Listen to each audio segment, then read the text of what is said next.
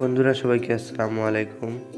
বন্ধুরা আজ আমরা দেখব কীভাবে SkyVpnটি আবার বাংলাদেশে চালু করা যায়।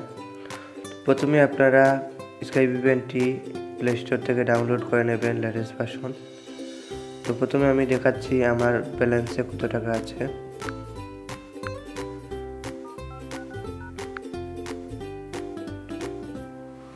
এখানে দেখতে পাচ্ছেন আমার ইমার্জেন্সি মাত্র 1 টাকা 66 পয়সা আছে।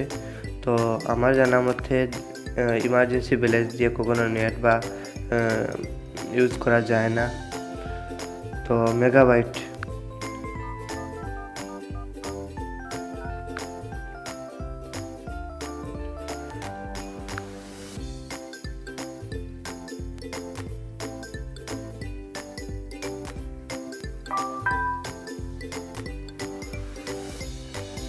এই যে দেখতে পাচ্ছেন 1 টাকা 66 পয়সা 76 পয়সা। আমার কোনো মেগাবাইট নেই। তো এই অ্যাপসটি এখন আমি ওপেন করব। অ্যাপসটি ওপেন করার আগে আমার ডাটাটা অন করে নেই। ডাটাটা অন করার পর এই অ্যাপসটির ভিতরে আমি এখন ওপেন করছি।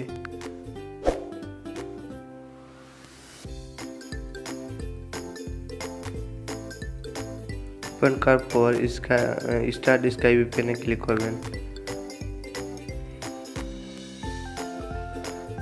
কানেক্টে ক্লিক করবেন, অ্যালাউ দিবেন, ওকেতে ক্লিক করবেন।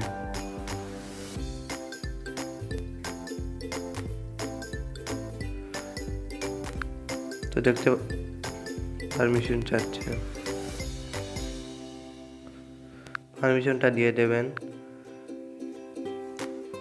তারপর দেখতে পাচ্ছেন আমার এখানে কানেক্ট হয়ে গেছে। তো এবার আমি ইউটিউবে যাচ্ছি।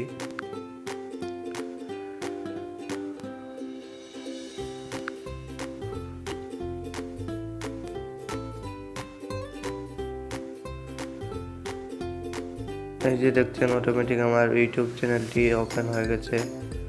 তো কিছু সার্চ করি, যেমন ইউটিউব বাংলা।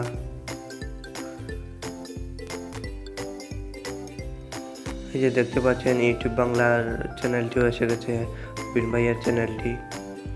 দেখতে পাচ্ছেন আমার SkyVpnটি ওপেন হয়ে গেছে। আপনারা যারা ভুল ভাবছেন SkyVpnটি নিয়ে, তাদেরকে বলছি যে SkyVpn প্লে স্টোর থেকে ডাউনলোড করুন লেটেস্ট ভার্সন, তাহলে হবে 100% হবে না কেন হবেই।